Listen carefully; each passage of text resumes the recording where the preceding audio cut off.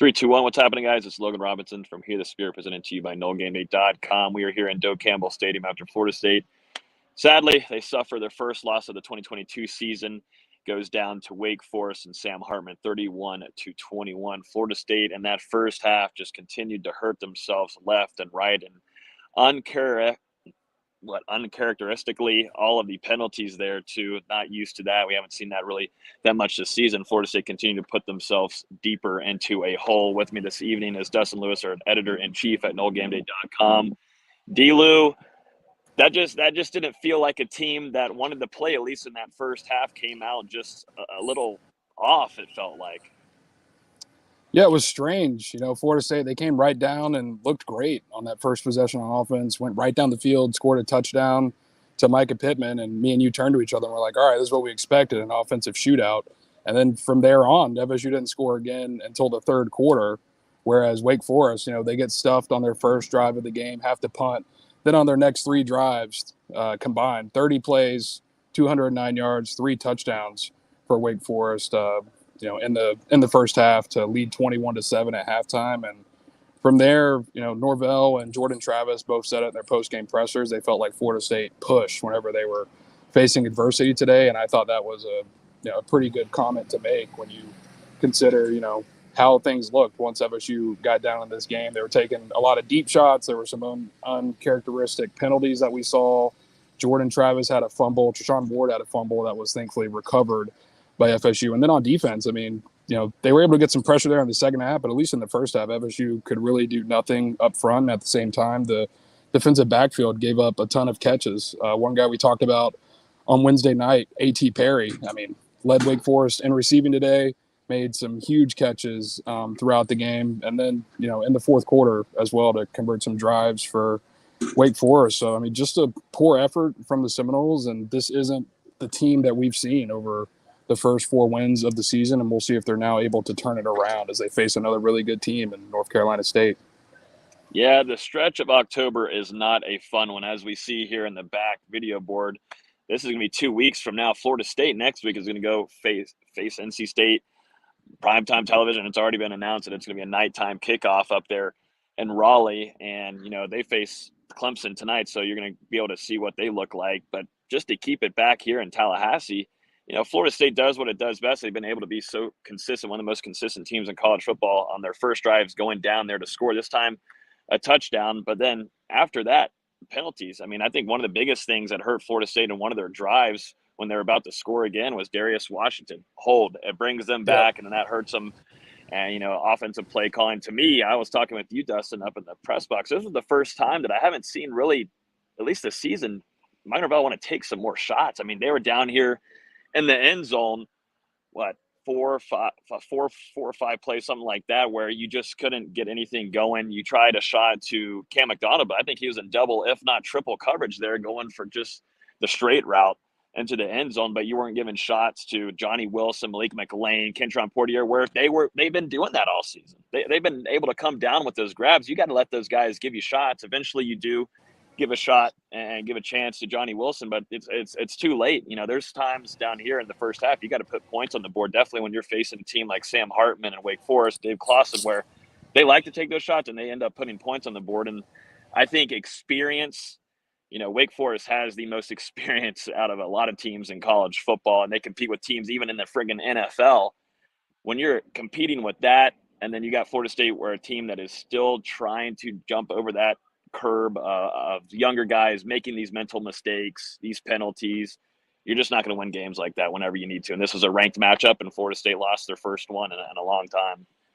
Yeah, and to your credit, that's one of the possessions that doomed Florida State late in the second quarter, driving down 21-7. It looks like FSU might get a touchdown to cut this thing to a one-possession game going into the half. And then, like you said, you stall right there around the red zone. A couple running plays get stuffed. Then you go through the air, gets incomplete, and you bring Ryan Fitzgerald out there for a 29-yard field goal, which he promptly pushes to the right. And just, the kicking woes continue. So it just felt like from coaching to the way some of the players played, everything today was not in sync with what Florida State has been trying to do so far in 2022, especially when you look at the third down and fourth downs offensively and defensively. Florida State gave up 13 out of 21 combined on defense on third and fourth down to Wake Forest, and they weren't able to convert on the other end for their own offense. It was just a really, I don't know, it was an odd performance for FSU. They stalled at the worst possible times, but then again, in the second half, they made some plays. They were able to get themselves right back in the ball game. Had a chance to actually tie this game up in the fourth quarter if they're able to get a defensive stop and then a touchdown. But instead, Wake Forest, 18 plays, 66 yards, nearly 7 minutes off the clock to go down there and kick the field goal to go up 31-21 in the fourth quarter to essentially put this game out of reach for FSU. And that defense, tired, injury depleted, and it really showed there in the fourth quarter when FSU needed them to step up.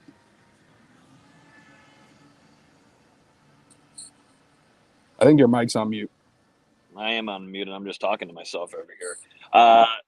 But throughout the game, you saw some personnel, at least on the defensive side, some personnel changes. We saw Marion Cooper had a rough start to this game, and then eventually you saw a true freshman defensive back Azrae Thomas get in there throughout the game. And then also you had Renardo Green on the sideline for a little bit, and then he gets back in. Kalen DeLoach was also out of a drive on defense. So a lot of interchanging going on that defensive side. You had Malcolm Ray go out of the game.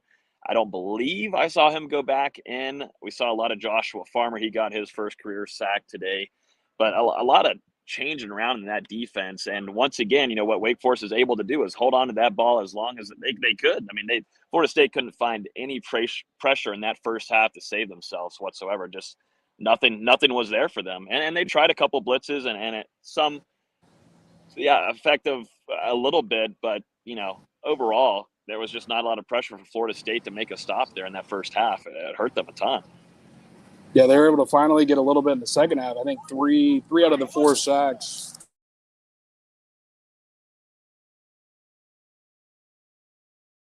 Waiting for that car to go by, but I think 3 out of the 4 sacks that the defense was able to record came in that second half. And it seemed like whenever they brought pressure, whether it was with Jamie Robinson or I think DJ Lundy came up the middle one time, and Wake Forest's running back just stepped right in and blocked him as Sam Hartman found a wide open receiver on the right side of the end zone there. So whatever Florida State tried to do on defense, it just simply wasn't there. And then, even on plays where they weren't blitzing, Wake Forest was finding holes in the pass coverage downfield, whether it was A.T. Perry or Keyshawn Williams, Donovan Green. A bunch of Wake Forest receivers made plays against FSU's defensive backs on the day, and that was a big key coming into this matchup. We talked about how Wake Forest had multiple skill players that could really stretch this defense, and I mean, man, they proved it with their wide receivers. And then on the running attack, Justice Ellison, 18 rushes, 114 yards, and a touchdown. Wake Forest only averaged 3 yards per carry today, but he averaged 6.3, and the Demon Deacons ran it 51 times. And I think as the game went on, Florida State's defense, with their inability to keep Wake Forest off the field on these long drives, they just got really tired. And it finally showed there in the fourth quarter.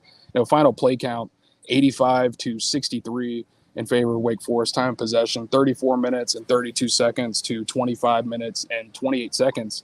So at the end of the game, the end of the day, the defense was just on the field for way too long. And, I mean, we're already talking about them missing Fabian Lovett, having some other guys out with injuries. At that point, when you're so depleted and so exhausted, it's just hard to step up against a really potent Wake Forest offense.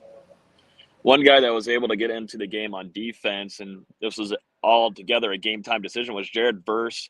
We'd seen him warming up. We'd seen him through practice. Didn't really know what to think if he'd be available. It was kind of like Jordan Travis last week, all game time to see how he felt.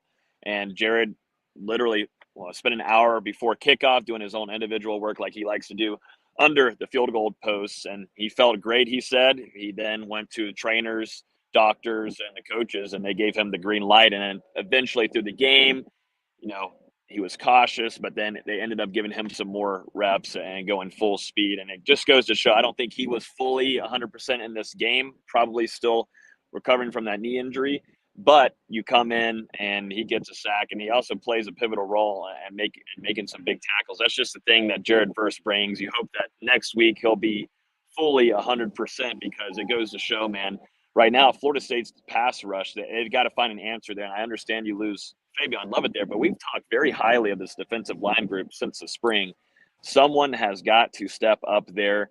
Robert Cooper is usually taken on two, so someone's got to be able to take advantage of those one-on-ones, and it's extremely disappointing as we talked so highly of this group, and it just cannot get through some of these guards at times.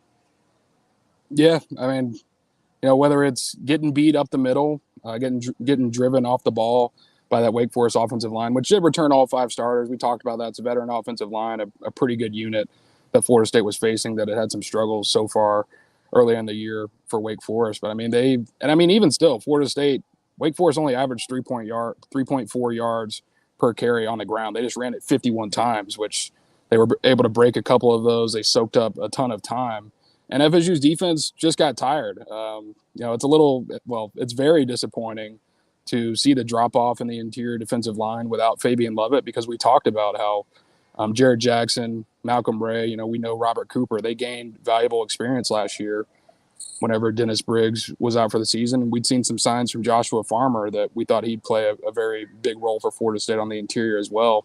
And then even then on the outside, it was good to have Jared Verse out there. Like you said, obviously not 100%, but there were too many times where the defensive ends lost contain and allowed Hartman to get out of the pocket and run for some yards, or a running back was able to get on the outside. So, I mean, from the interior to the outside, it was just not a really good effort for Florida State.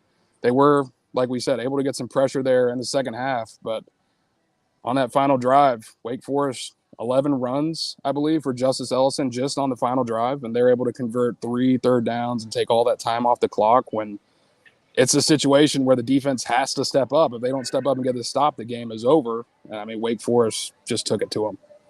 Mm-hmm. Yeah. On the offensive side, we heard from Jordan Travis after the game. Also, Mike Norvell. It seemed to be a theme here of them pressing early into this game, and just felt like, once Wake Forest went up, then the offense tried to do too much. And Mike Norvell said that it was just unlikely of them. And it sure was. Jordan Travis, too, kind of having a little up and down start, too. But, the offensive line got brought up, and the press conference on the play there, you had a lot of flags left and right. And you had Jasmine Turntine, you had Dimitri Emmanuel, had Darius Washington, hurt that drive there where Florida State looked like they were definitely going to score. Offense just overthinking things in that first half, and then you saw them come out in the second half and look like how they looked earlier in the season. Just really, I don't know, mentally just out of it.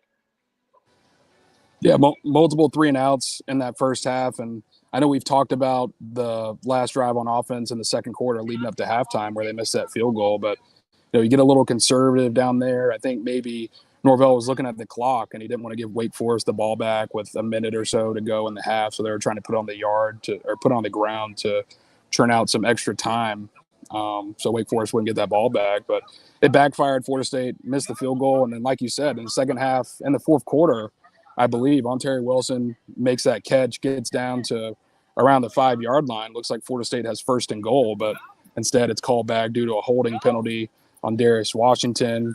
Dimitri Emmanuel had a false start. I think Jaston had a penalty. We saw Robert Scott dress out for this game, and he warmed up during pregame, but he never ended up entering the lineup and contributing for that Florida State offensive line. And, yeah, I mean, we've talked about them missing some guys due to injuries this year, the inconsistencies, the missing practice time. I thought everything kind of showed up today for that front five, because you need all 5 of your offensive linemen in sync if you're going to have a good offensive game plan. And Florida State didn't have that today. The penalties didn't help, but I will say it was a heck of a game for a couple wide receivers and Micah Pittman and Johnny Wilson. Pittman, career high in receiving yards today, 2 touchdowns. Jordan Travis was able to throw 3 touchdowns to 0 interceptions, but he did lose the fumble. So I thought there was some signs. There were some positive signs for the offense, but it just wasn't enough when you're going up against an opponent that has a veteran quarterback and Sam Hartman, decent running game, some big targets on the outside. It just wasn't enough. You needed your best performance on offense of the season. We talked about it on Wednesday. You needed another Boston College performance from Jordan Travis, and he played well, but you didn't quite get that today. And when one of the best teams in the ACC is coming into your building, and they lost one to Clemson last week, we knew that the Demon Deacons, they couldn't lose this game if they were going to get back, if they're going to have a chance to get back to the ACC championship at the end of the regular season. And man, they came to play today, and credit to them for stepping up when the game was on the line. Yeah. Also, at least on the rushing side for Florida State, I thought Trayshawn Ward once again was one of the only running backs that was able to find success, and that was the same way against LSU too, where just getting up north, man. And I think Trey sometimes goes east to west a little bit more, and then Lawrence to Philly. I think Florida State, we've kind of found out what they're going to use him as, what kind of packages. But for Trayshawn Ward as the true back, I thought he had a good game putting Florida State in some good spots too down the field. But it's just a weird first half that we talked about it all week when previewing this game. If you go down on Wake Forest, it's going to be hard to climb back up, man. No matter what you saw, how many points that you saw Clemson put on last week to Wake Forest or Liberty earlier in the season. This is a ranked matchup here inside Doak Campbell Stadium. Wake Forest is going to bring it. They're pissed off from last week, and it showed here on the field here on Bobby Bowden Field. So just a pretty weird loss for Florida State. And now you wonder, we talked with Mike after the game and Jordan Travis, like, where do you go from here after that? What was the locker room like? And Jordan Travis said, I talked to the team. I said that we got to be back here tomorrow and we've got to work. And he said this is still a great football team. And he's expecting this team to bounce back and get to work. And this will be a true test to see how mature Florida State, how much has it built since last year, because they could easily put their heads down. They're 4-1. It's a record that's not too bad compared to the last couple of years. But now do they want to just settle here and just take on, NC State and just, if anything, any kind of adversity goes down, they take it? Or are they going to go on and build and try to bounce back like they did against Louisville when they had multiple starters go down, including their head guy at the helm with Jordan Travis? I think that's a good point. We saw this team respond to adversity against Louisville and coming out of that game with a win. I thought FSU responded to the adversity in the second half today, but they were just in such a hole that they weren't able to pull themselves out of it. And, some stuff went the other way in the fourth quarter. So now, first loss on the docket for FSU and Mike Norvell this year. Now you're going to North Carolina State on the road, and you don't have any time to feel sorry for yourself in this 3-game stretch where you're going to play 3 straight ranked opponents. It's going to be buzzing and rally next weekend when FSU goes up to North Carolina State. And, this is – I feel like this is the type of game where you really see what the Seminoles are made of, because they're going to an environment where Florida State hasn't been really successful over, the last decade plus. 2 years ago when Mike Norvell went there during his first season in Tallahassee, FSU came up short. But now you're 4-1. You've showed some real progress this season. It doesn't all go out of the window just because of what happened today. So can this team regroup? Can they potentially get a couple guys back from injuries and then go into North Carolina and just put another strong effort forward? We'll see if it ends up in a bounce-back win for Florida State. But either way, just go in there and fight against another really good team in this ACC Atlantic Division. Clemson and NC State taking off right now inside Death Valley. College Game Day was there this morning. That's going to be a big-time game. It's already been announced. It's either going to be a 7:30 or 7 o'clock, 7:30 kickoff. Either way, a nighttime kickoff up there in Raleigh for Florida State and NC State, the Wolfpack.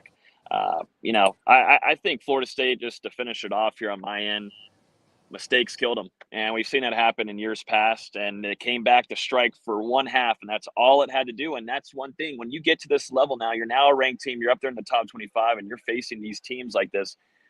You got to play 4 quarters, and that's just a wake-up call for them. And hopefully it's now learned earlier in the season rather than later. You get that chance now. And people are wondering, well, Florida State hasn't faced anybody yet all year. Well, this was it. And I think Florida State, minus away some of those mistakes that were made on the field, you put yourself in a really good chance. You still had a chance here late in the fourth quarter. If you make a defensive stop, things are clicking there on offense for you. So at least on the optimistic side there, you get your first loss, you take it. You had plenty of mistakes where this game couldn't have even maybe been close going into the fourth quarter. You just look at the little signs there, here and there. And, Florida State played a really good football team today, and just mistakes killed them. Yeah, that's all you can do. We were sitting up there in the press box. I think it was 28-7 after Wake Forest's first drive of the third quarter. And it was just kind of like, okay, well, is this team going to mail it in? And it's going to be what we've seen the past couple of years where Florida State, they get in these tough situations, and then, they just get pounded for the rest of the game, but I thought it was at least encouraging to see the defense come out, force back-to-back sacks on Hartman, force a couple punts, the offense to get a couple things going finally, and march down the field and score twice in that second half and convert on the 2-point conversion, by the way, to make it 28-21. So Florida State put itself in position, but this team still has some growing up to do. It still has some guys that needs to get back from injuries that are going to play really big roles for the Noles in these final 7 games of the regular season. And we're just going to have to see. But, considering how this game started, with it being 28-7 and the defense just getting ran over the offense, I mean, I think 3 or 4 punts in the first half, and we talked about the fumble from Jordan Travis where Wake Forest took over on the short field and just went right in for a touchdown. They had every right to quit, but they didn't. So that's something positive that you can take away from this as you move towards NC State. And, yeah, like I said, we'll see if the Seminoles are able to bounce back against another really quality opponent, another team that has a damn good quarterback in Devin Leary. Yeah, I know we talked about it and briefly talked about it, but it's all filled in the comments here. We'll just give our take on the kicking situation. Completely inconsistent to now where it's just not working. It's not inconsistent. Now. It's not inconsistent. It's not going in. That's what I'm saying. Consistent as can be. I change it from consistent to inconsistent to there's just nothing. There's just nothing at all. Florida State's got to find an answer there. They don't have another scholarship kicker at the field goal position there for Florida State to sub someone in. They have a walk-on there, but we'll see what happens throughout practice in this upcoming week. But you saw Mike Norvell talk about after the game, they've got to now take opportunities on 4th down, and that probably wasn't usually your game plan going into these games, but moving forward, that is most certainly going to be on Mike Norvell's mind going into these games. Florida State puts themselves in really tough positions now where you can't try a 29-yard field goal, Dustin. What are your thoughts on that? I mean, it's just embarrassing, man. We've talked about Ryan Fitzgerald's struggles over the last couple of weeks, and I really think it came to a head tonight. At this point, with the 29-yard field goal miss and whatever it was, a 50-something yard field goal in the fourth quarter, he's 4 of 9 on the season. I believe he's made just 2 of his last 7 in-game kicks, 5 misses since the LSU game. He's just not in a rhythm. I think we all know at this point that Fitzgerald's confidence is pretty shaken. I mean, not to even be able to make a 29-yard field goal, that's really saying something at this point. And it would surprise me if Florida State doesn't explore other options outside of Fitzgerald, because it was a 29-yard field goal. I mean, Mike Norvell says that he trusts his kicker, but you're missing a 29-yard field goal at the end of the half. You're missing a kick at the end of the game that would have made it a 1-possession game, and Florida State's able to kick an onside kick, and who knows what happens from there. But you can't even get in those situations because the kick won't go through the upright. So I think it's time for a change. Florida State takes its first loss of the season to Wake Forest, going to 4-1 on the season. October 1st, all the way through the end of it all, is not going to be an easy path for the Florida State Seminoles. Florida State's going to take on NC State in a primetime matchup up there in Raleigh next weekend. And then right above me here on the video board, Seminoles will kick off here against Clemson, usually a primetime kickoff, either a 3:30 or we'll have a nighttime kickoff. So a long stretch ahead for Florida State. Bounce back. Jordan Travis said it in the press conference. He said, this is a great football team. I believe in us to bounce back and get back to work tomorrow. So we will see and see where the leaders really, truly come out now. So thanks, everybody, for listening and hanging out. If you're on YouTube, feel free to hit the like button. Even though they lost, we definitely appreciate the support. Hit the like button. Thanks for hanging out with us. Dustin Lewis, editor-in-chief at NoleGameDay.com, and Logan here from Nole Game Day. Appreciate everybody. Have a great rest of y'all's weekend, and we'll talk to you guys on Wednesday night as we preview Florida State versus NC State. See you guys.